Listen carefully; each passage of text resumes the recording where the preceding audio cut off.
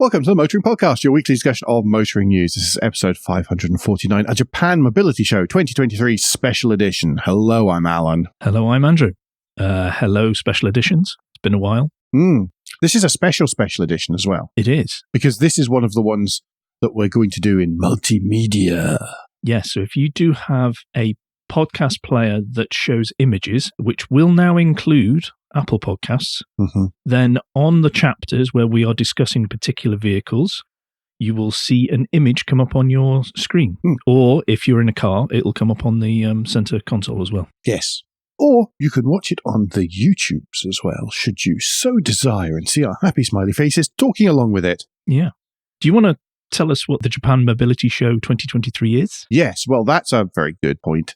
It is the replacement for the Tokyo Motor Show, essentially. The Tokyo Motor Show ran, obviously, from 1954 up until a couple of years ago, where it ran 46 times. I can't count this morning. 46 times. This would have been the 47th of them. They decided to rebrand, resize, relocate, everything to try to sort of increase the relevance of the show. It is, of course, being held in Tokyo, and there are about 470 exhibitors, according to the official website. That's about 3 times as many as the last motor show, so they are trying to make it bigger and stronger and all sorts of things. The show is split into 3 sections, really. There is the Tokyo Future Tour, and this is the majority of the show. And it is in their words, a cross-industry effort to show how different types of new mobility will help create an exciting future. It's the main show floor. That's going to have things like electric push bikes, scooters, concepts for how people could get around without cars, that sort of thing. Everything from wheelchairs to jets. Okay. And all sorts of stuff in between. Now, obviously, with the Motoring Podcast, we're not going to cover much of that. UK Motoring Press doesn't really cover that stuff. But if it helps you get around the place, there will be something at this show about that. It is not just about cars and trucks and things that go. Do be aware of that. We are focusing on a very small part of it and a particular focus within it. At the show, it's practically all Japanese companies showing there.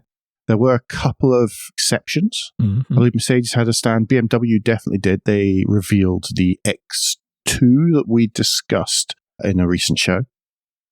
I know. Here's the eye bleach, Andrew. And who else? Renault.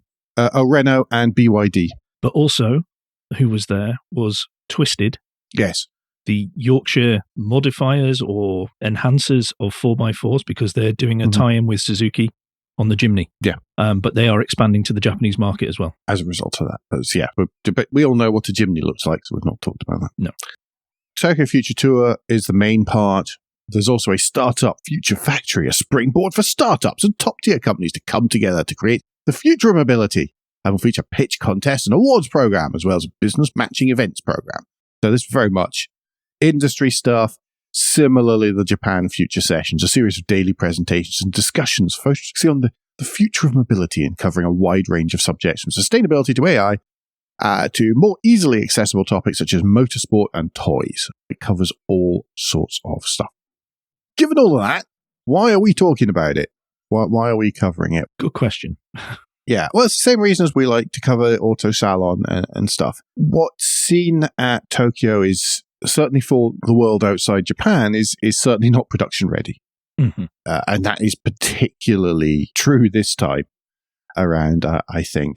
But what we get is something that is kind of extreme. It's concentrated version of what's coming next in motoring and in the motoring landscape. And also in this case, mobility, but obviously we're focusing on the motoring side of it. So it's because it is all a bit weird, wacky, unusual, but that gives us pointers, I think, to the future across the whole breadth of motoring and the ideas coming through. Yeah. What is going to be the format of this show then, in terms of what we're going to discuss? We're going to look at pictures of cars and we're going to talk about them. Okay. Do we have... I know the answer to this because I can see the Trello board. But for our listeners, have we grouped them together in certain naming sections? Why, goodness me, Andrew, we have. Oh, good. So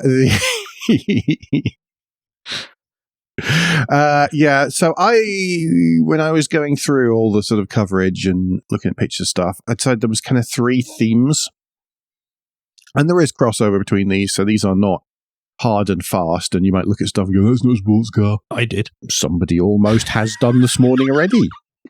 The 3 themes are tiny cars. Obviously, there's loads and loads of Kai cars, Kai vehicles, so the little tiny tax level friendly cars that everybody thinks of. Japan, I don't know why I'm explaining that to you. If you're a motoring podcast listener, you probably already know what that is. But if they're new, they may not. But if you're new, you might not. Come, join us. Just a few of the tiny cars, because there's so many, and we can't cover all of them. I think we'd have to make a special show just for that, I think. I actually have to do work later on today. As much as I'd much rather discuss Daihatsu's latest oddity, sadly I can't. There were a lot of sports cars-ish. I've stretched the definition there as well. Sporty. Yeah. And there were many electric SUVs in various shapes and forms and sizes. I've grouped them into those. We're going to go through them in roughly that kind of order. Okay. Starting off with the tiny cars. The Honda CI-MEV is our starting point. How would we describe this, Andrew? It's a bit like the original Smart, was it a 4.2 or something 2? It was called the Smart City Coupe originally, but then became the 4.2, yes. Yeah, it's a 2-seater, small, because I can't keep saying tiny, small city car, wheel at each corner, small wheel at each corner type thing, almost triangular. Where the front is very flat but angled back, and then it goes to a flat roof, and then almost a vertical rear that ends pretty much where the mudguards are for the rear wheels. And because of that, I kind of struggle to get any excitement about it because we've seen it 10, 15 years ago. Well, yeah, but there's... Yes, okay, so But there are clever bits to it, sorry. I am purely talking about the aesthetics in this point. It is a sort of Honda version of the Citroën AMI is really where it sits in all of this.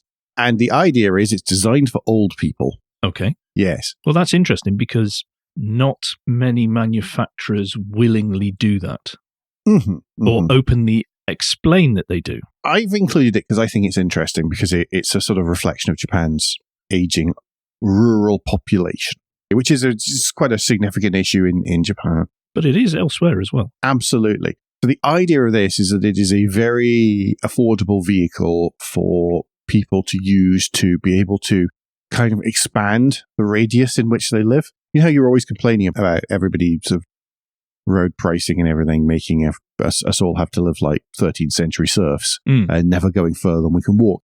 This is the opposite of that. The idea is that it means that older people can actually still go and visit people and go places easily on their own and not having to rely on public transport. I think it's quite an interesting concept. It's something which it's a very Japanese bit of thinking, to my mind. I like this because I have been mulling this over recently, whether it's urban or rural. In the West, we're all talking about, right, ditch all cars and get a bike or use public transport. Yes. And I feel that that's an end point. Yes. Rather than the next step for many people. I'm not saying it's not an admirable aim and it's not that something a lot of people couldn't do. But I think there is an interim time between us now as a society being car dependent, which we are because we've grown up with the marketing. Our infrastructure is built around us being able to drive places. You can't disagree with that. That's just how it is. Mate, I live in America at the minute. Well, yeah, you're even worse. They actively stop people from walking there. But we have to get to that end point of where it is nicer to be in a high density environment where there are no motorized vehicles or very few, and we are gently going along either walking or on a scooter, electric scooter, or on a bike. There has to be stages to get to that point. You can't just flip a switch and society suddenly goes to that. That's not practical for many, many people because we have to change how we do things. And I think this is a brilliant, excellent, and you are right to include it. I mean, I was mocking of the design, but the concept and the idea behind it is excellent. It's not an unpleasant thing to look at all. It's not actually particularly radical, but neither is it completely dull. It hits a nice medium. But it's trying to be affordable as well, so you can't be too out there, can you? No, not really. Not particularly. But no, it's cool. I thought it was interesting because I thought that the whole thinking and the thought behind it was a bit like, obviously battery electric. I think we'll see that a lot. Yeah. In most of the stuff we're going to talk about, I think, is actually electric. Now that I've done that, there is actually, the next one is a similar, it's similar but different. So much funkier take on that is the Daihatsu ME. I think what's impressive about this is that the aesthetic of the Daihatsu Naked of the 1990s, early 2000s, can't remember my dates correctly, has carried on with those sort of super funky squareness really, and sort of squircle headlamps. That's halfway between a square and a circle. That was Fiat 500 that brought that up. I think that's the first time I saw that word. It's a kind of push me pull you type aesthetic mostly for the ME. And this, again, the idea is sustainability, compact battery electric vehicles, but it has a style and sense of enjoyment that can be adapted to different stages of life. The picture that we've shown is the Daihatsu press picture, which shows it being white with sort of grey bumpers and stuff. If you go to some other publications, and there will be links in the show notes, I'm sure, to the autocar coverage and the car coverage of all of this. Yeah. The one that was shown on the stand was very different. It was fitted out for carrying children around. And it was brightly coloured, and it had sort of rattan-style outsides on it. So very different from the picture that you can see at the moment. But I couldn't find any press pictures which I could use. Yeah, the picture that we've got, that you've managed to find, is very much, this is the base from which you can adapt and change to your liking. And that's an interesting concept, because I don't know, again, it's purely a concept, but I don't know whether they mean that those panels will interchange, so therefore keeping the vehicle running longer as well. I think so. Because they talk about it following you through your stages of life. Mm-hmm. That reminds me again of the circular economy that's very much a buzzword at the moment, and something that sounds really interesting and something we need to do. Yeah.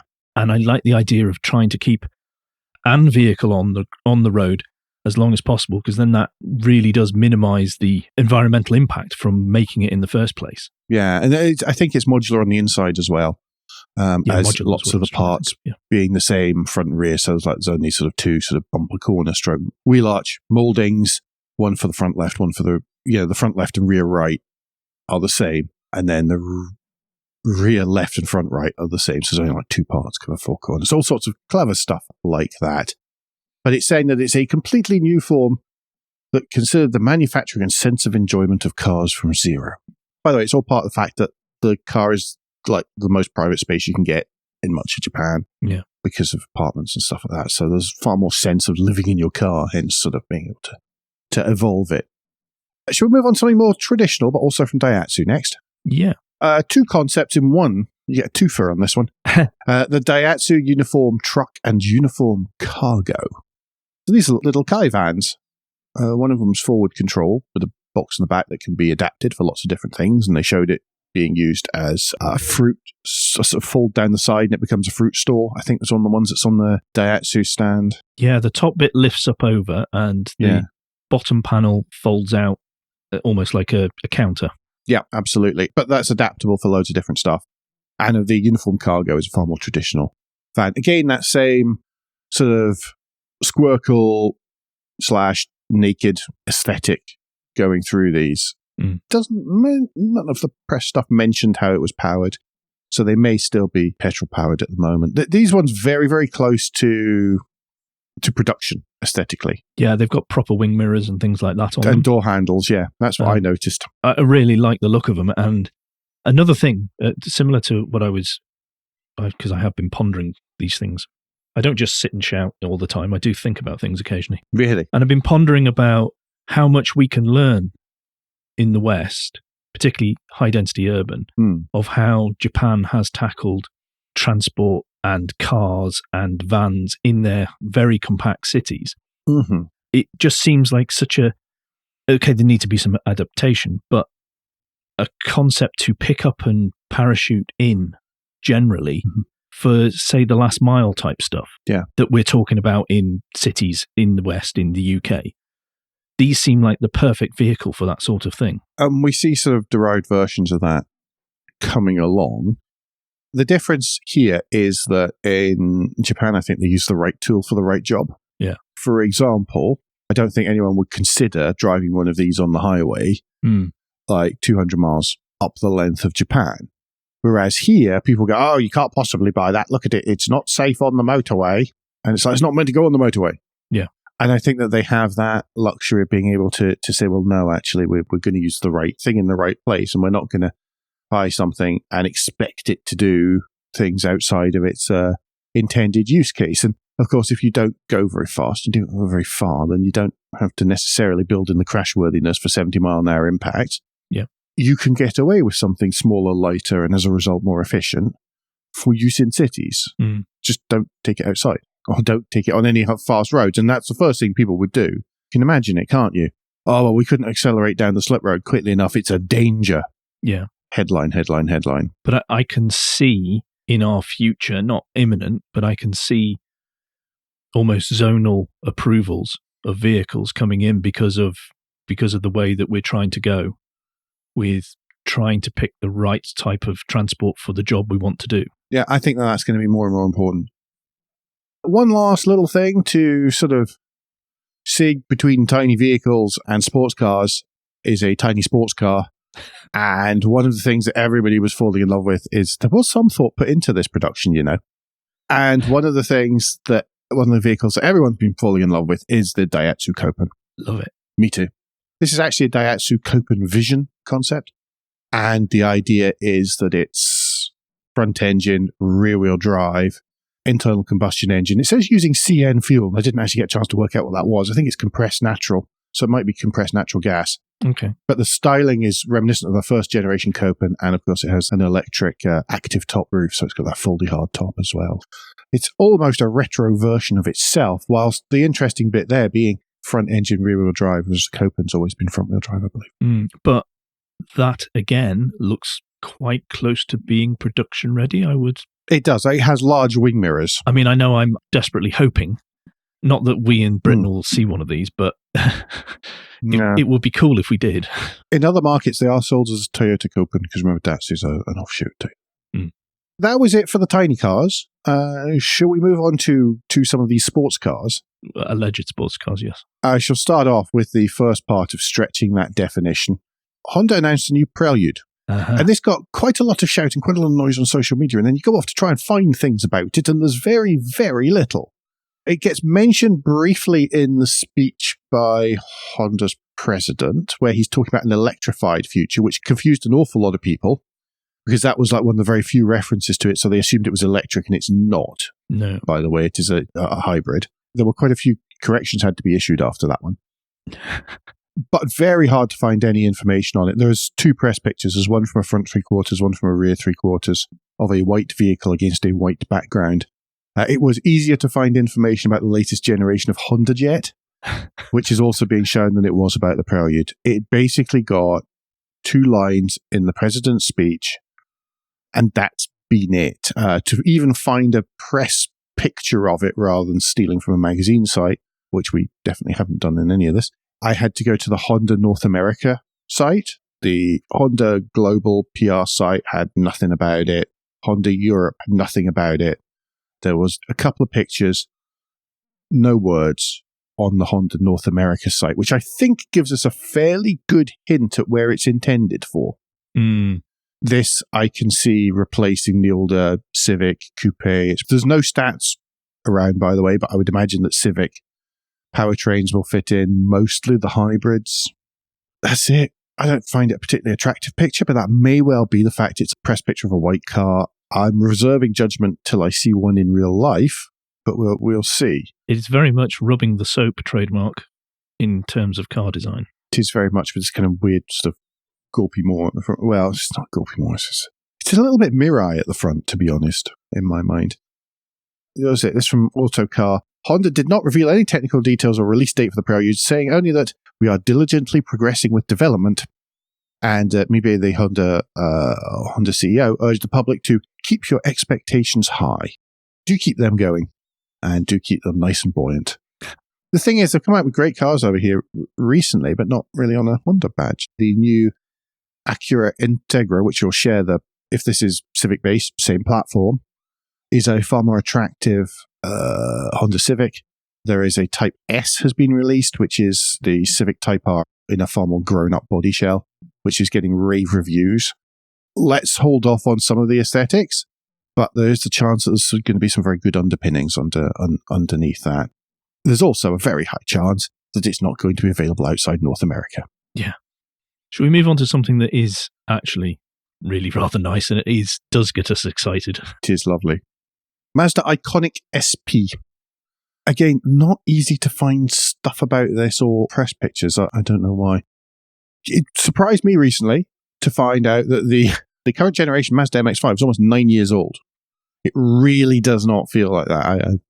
Andrew and I were discussing stuff before the show, and I saw that my Photos app had said, on this day, 8 years ago, and it was pictures of my just about to be registered MX-5 sitting on the dealer forecourt. Drink. By the way, they have also shown a mild facelift of the MX-5 as well. Yeah, it's got extra safety tech to bring it in line, hopefully, with a 5-star Euro NCAP, I think. Yeah. But this new Iconic SP is being shown. It's being shown on the Mazda stand is entirely devoted to the history of the MX-5. There's a fairly large hint there. No. It's going to be an RX, Alan. Yeah. So there is some debate over this. What it's showing here is a concept coupe, which is a 370 brake horsepower EV concept with a Wankel rotary range extender. So that's the engine, or a similar powertrain. I'm not going to say it's the same, but it's a similar style powertrain to the one that has just been launched in the MX-30. Yeah, they're currently doing a tour of the UK with press people. Mm-hmm. Yeah. It'll come in about 1,400 kilos. This concept shows pop-up headlamps as well. What's the bet those won't get to production? Because I've always wanted to go pop-up headlamps. This looks gorgeous. Yes. There's no question about that. Yeah. It's a really nice looking thing. Classically proportioned, really good looking small coupe. It's so sophisticated. It is. That's a really nice word for it. It's sophisticated, it's grown up, and it's... I think the real genius of this is it's so simple. Yeah. In its looks. It isn't, but it comes across as very simple. Again, it's the anti-slash. We are finally seeing the kickback against let's have random creases and slashes everywhere. But Mazda have done that for the last decade. Mazda have mostly completely ignored it. There have been the occasional odd crease line, but that's the most you can ever accuse them of. And of course, they look good. The interiors are really nice. They're nice to drive. There's lots to... I don't understand how they don't sell more, honestly. I know. I think it's through people's ignorance of the vehicles. I think it's through lack of awareness. Yeah, that's what I mean by ignorance, is they just don't know. Yeah.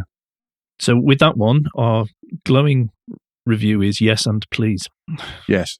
On the driveway now. From elegance and sophistication, we jump to, possibly in this case, stretching the definition of a sports car, but once again, the idea is interesting. It's kind of a sports car. Well, it's far more Fisher-Price than what we've just looked at. But it is the Honda Sustania-C.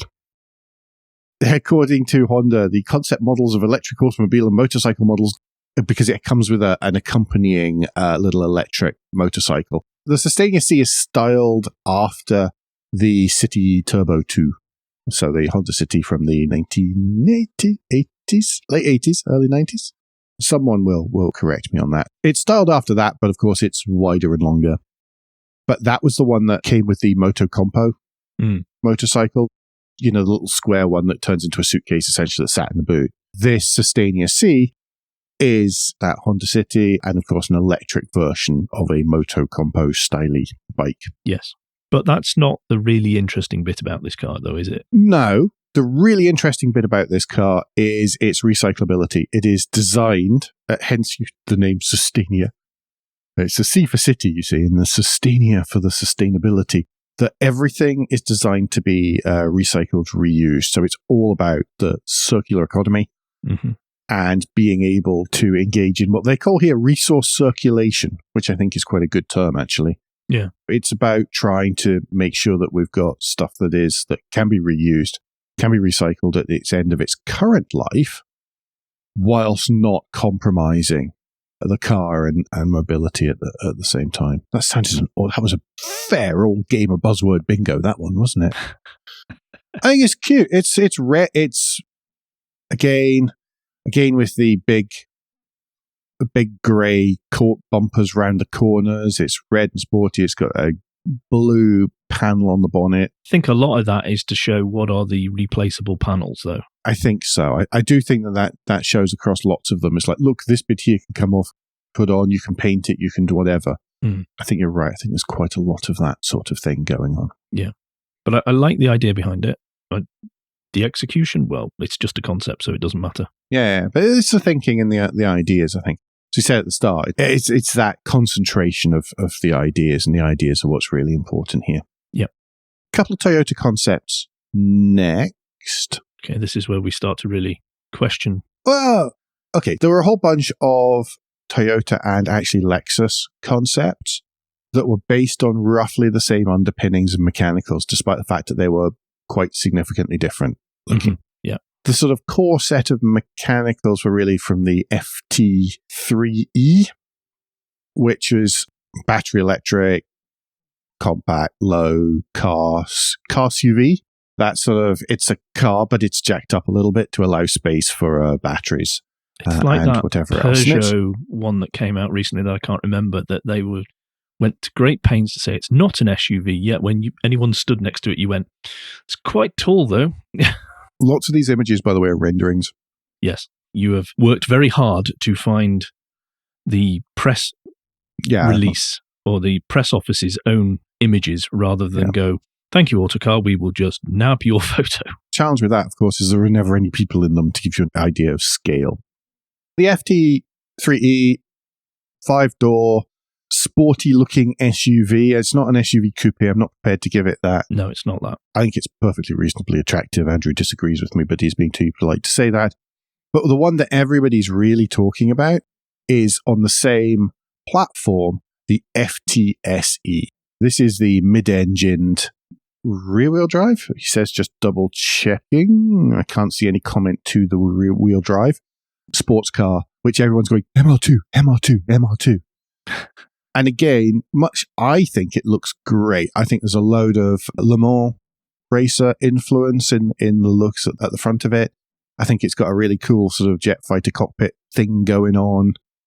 I really like it. Yeah, I quite like this one. I get a lot of what was the Lotus that was after the Elise? Exige. Was that the hardcore Elise? Yes. Because it's not that one, it's the next one after that was a different...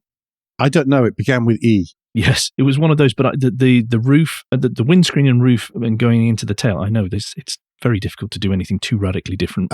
You're talking about the Evora? Yeah, the Evora. I get hints of the Evora in the windscreen backwards, but front end is very... Mm-hmm.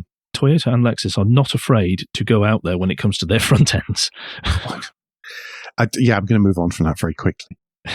It says major components for the FT3E, and it says they set out to create a car that continues to grow with the driver through software updates. It's wide, it's low. The next generation full digital cockpit offers intuitive controls and a more immersive driving experience. A low instrument panel profile ensures high visibility, and newly designed knee pads protect the body from G-forces during driving. I love this because there's a whole thought of, well, we're going to share lots of bits with lots of other higher production models and bring that down. Again, it's up there with the Mazda Vision SE for me.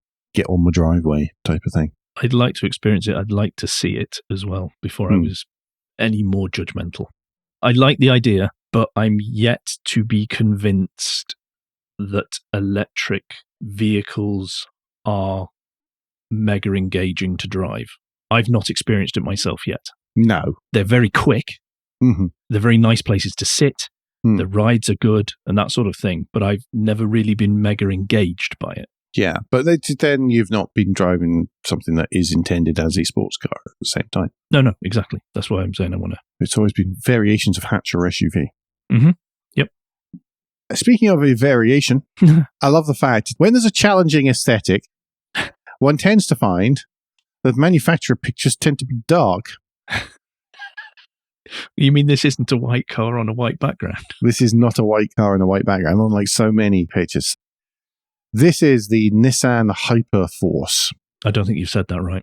Nissan Hyperforce. Sorry. This is the Nissan Hyperforce. Yeah. Okay. 1,000 kilowatt output, 1,600 horsepower, all-wheel drive. I sound like Andrew with the great big outpouring of breath just before saying stuff. Yeah. All-wheel.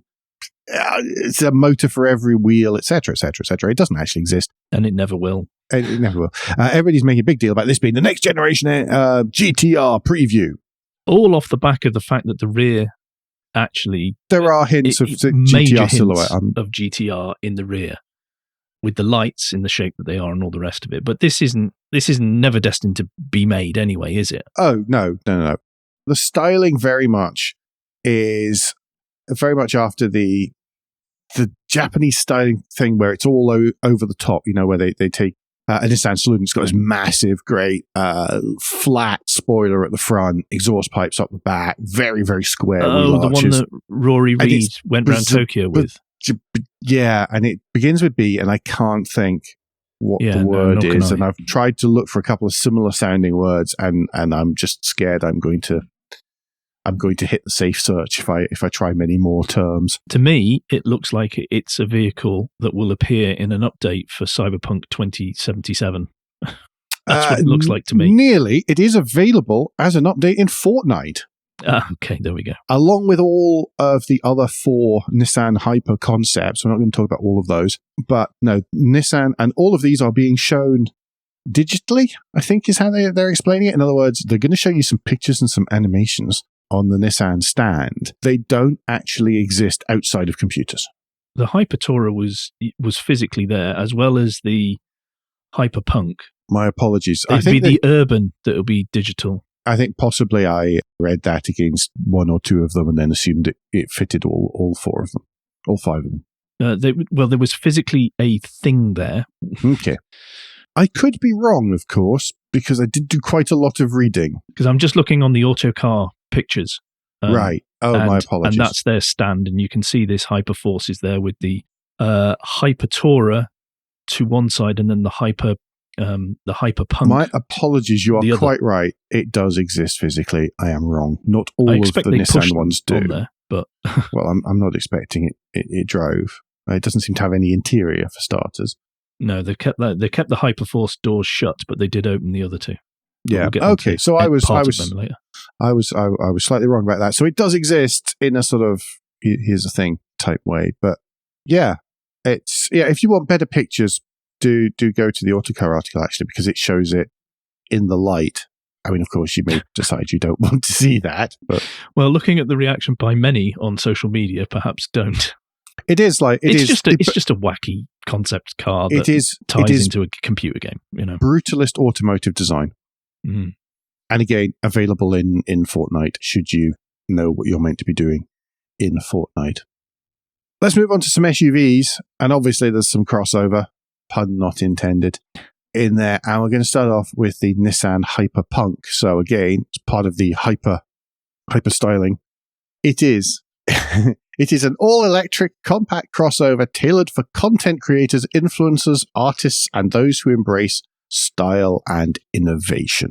Oh, wow. And those who embrace style and innovation. Yeah. Oh, wow. The highly stable design with compact overhangs and large 23-inch wheels expresses this versatile concept ideal for both city and off-road driving. The headlights, tail lights, and rear signature emphasize the polygonal shapes and are integrated into the body surface, further accentuating this unique vehicle. Concept vehicles become available in the online game Fortnite under the name Electrify Your World, blah, blah, blah, blah, blah. That's almost BMW or IBMW go get another car boomer. It is, yeah, I know. Yeah, it is well out there. I mean, it is obviously clearly a concept, and it is quite mad because this won't come in anything like this form.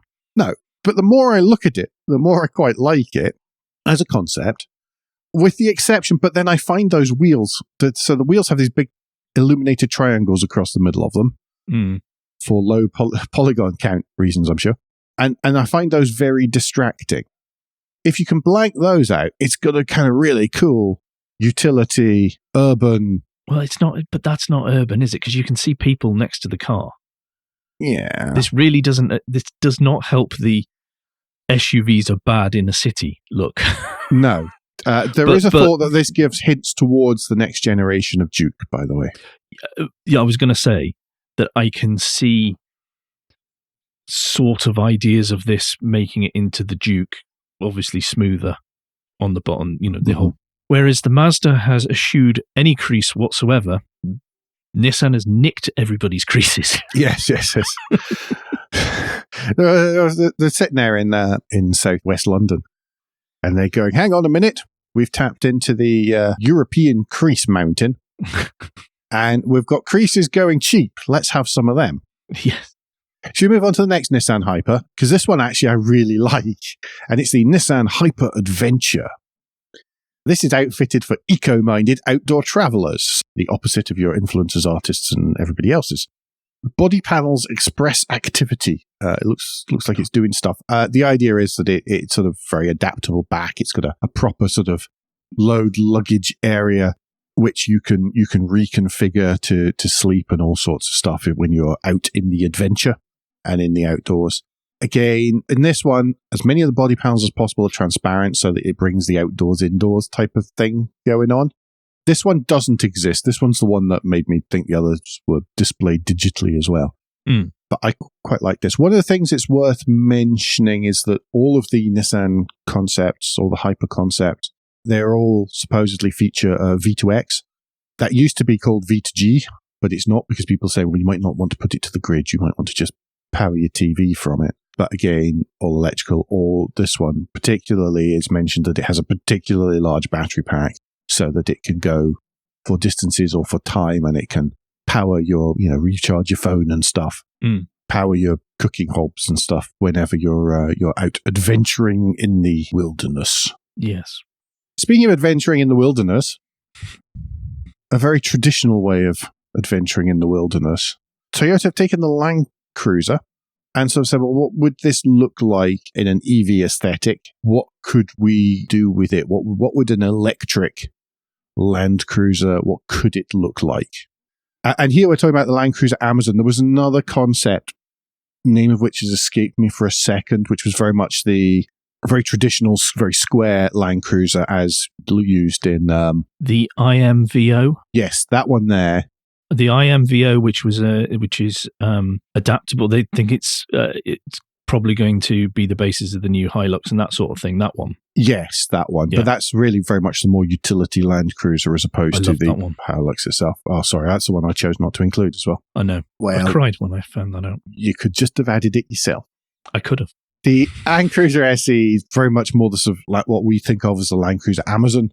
3-row interior, quite realistic looking. I don't think, it doesn't have proper wing mirrors, it doesn't have proper door handles, so it is very much still a concept. If we use the wing mirror and door handle metric podcast judgment, metric for how real something is. Or curiously, also a monocoque body, which Land Cruisers traditionally don't have. But the idea is that this is very much more at the luxury end with electric. I think it's quite...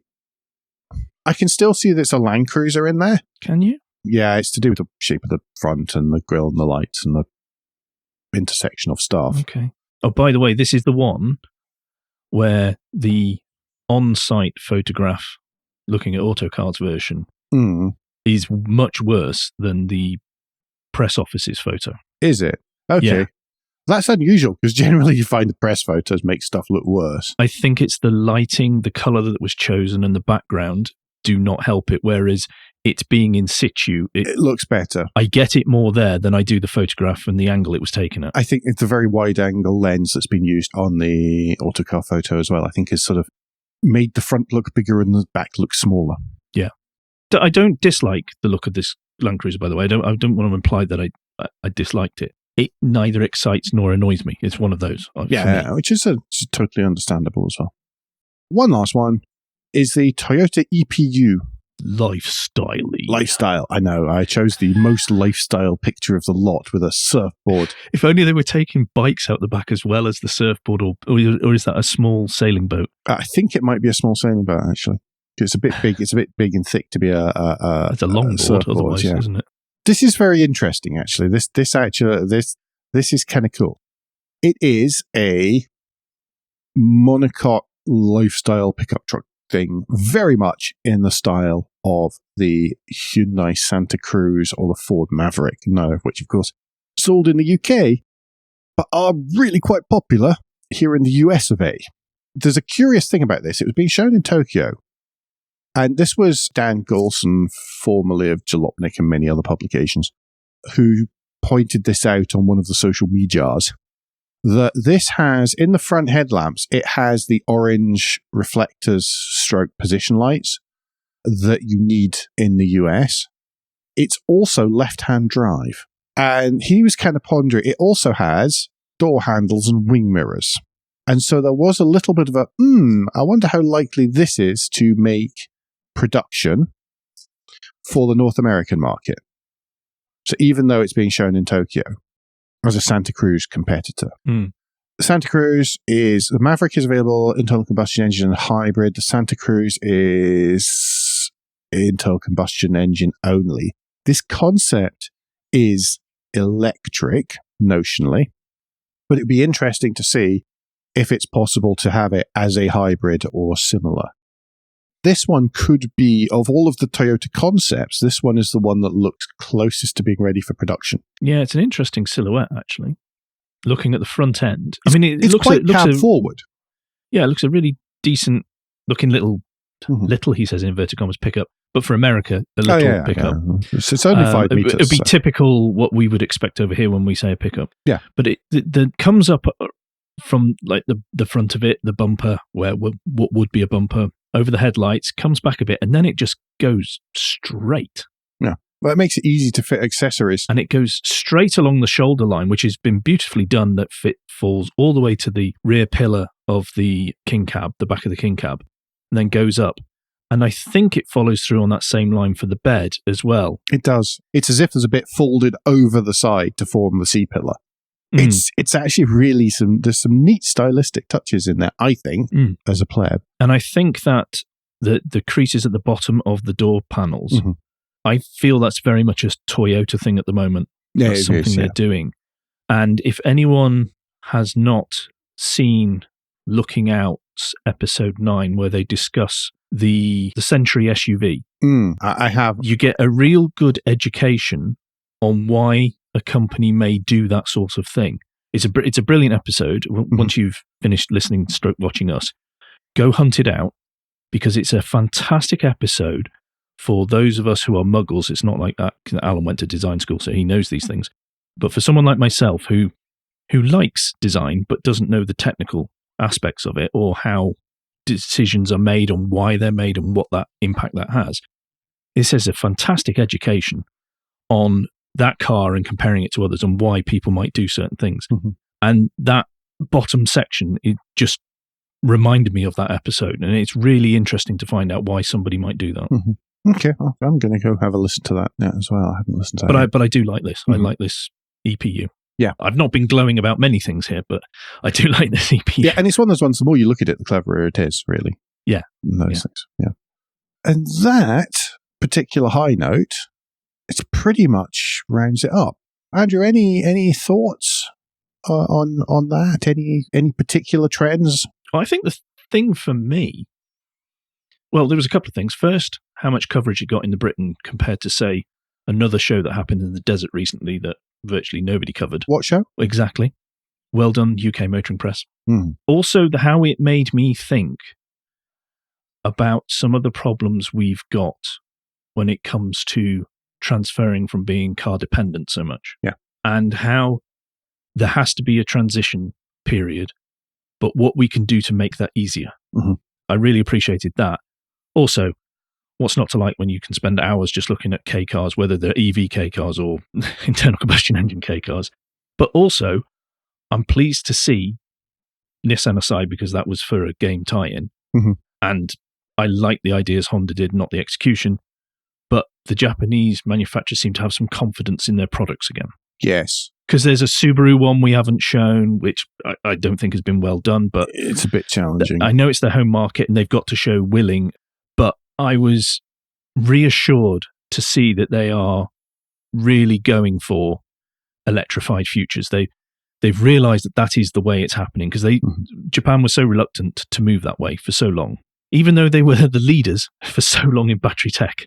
I think a lot of that is to do with the social situation and the geography and all these kind of things in Japan, where people don't have places to charge at home. People don't have, so for majority of the time, a hybrid was more efficient, more convenient, more everything than an electric would have been. Yep. And that it was about lots of things being a little bit better, making a big difference. Yeah, and they also didn't have the government deciding things in such a dramatic fashion as we in the West have. Yes, well, that again is another... Because they weren't impacted as hard by the Dieselgate issue, because they don't use it. No, not in anything much smaller than a Shogun type thing. Yeah. It's really unusual small diesel vehicles, diesel passenger cars that exist, but not in a big scale. So they didn't have the sudden knee-jerk, which happened all across Europe and North America. Yeah. How about you? What have you taken from that? Similar to you, I liked some of the sort of changing it through the ages and some of that look on sustainability. I like the sustainability circular economy stuff anyway. I think that's very interesting. I think it's very real. And it's nice to see that into concepts. And it's doable, reasonable. It's an important step. And I like seeing that. Obviously, the Toyota pickup concept's my favorite of the lot of them. I just really like that. Okay. On a number of levels. Well, it's the Mazda Iconic SP for me. It was between the two of them. I mean, the Iconic, but either of them, I could happily own either of those, if not both. It would be a decent 2-car garage, that. You would. I mean, that is... If that does not scream Alan Garage. The only trouble is that sometimes you need to keep big stuff undercover in the back of a vehicle, and pickup trucks suck at that. But yeah, otherwise, I think that's pretty awesome. Yep. Be good. We should do more of these for motor shows. I think. The challenge is that trying to find ones with enough interesting stuff, to be honest. I think some of the European ones have been a little bit weak. We did plan one, didn't we? We did plan to do this with another one that was in Germany, and we both came separately to the conclusion there was nothing in there we wanted to talk about. Yeah. Certainly nothing positive. Kind of depressing. I mean, we both had pretty miserable weeks, so I'm not going to ladle more misery onto that. No. But no, we'll keep an eye out more of these coming up, and we'll try and do more, maybe not just on motor shows, but announcements and that kind of stuff. Just time zones as always. Anyway, folks, don't forget, between now and the next time, you can give us any feedback, share your thoughts for the show at Motoring Podcast on Twitter and Instagram, on Facebook, and on the contact page of motoringpodcast.com, the hub of all our activities. Remember, our patrons available at motoringpodcast.com/support, and please leave a review and rating on iTunes or however your podcast app lets you do such a thing. It really does matter. In the meantime, Andrew, what's the best way to get in touch with you? Best way to get in touch with me is either via Twitter or Mastodon and search for Crack Windscreen, and you should find me there. Alan, if people would like to know more about your perfect 2-car garage, what's the best way for them to do that personally? But it varies hourly, so please don't even ask. Many conversations then, Alan. Yeah. Best way to get in touch with me outside of the show is basically any of the modern current social networks that can be used by people who are over 30. In every case, I'm at AJP Bradley. That's BRADLEY. We'll be back before very long, but until then, I've been Alan Bradley. I've been Andrew Clues. And safe motoring.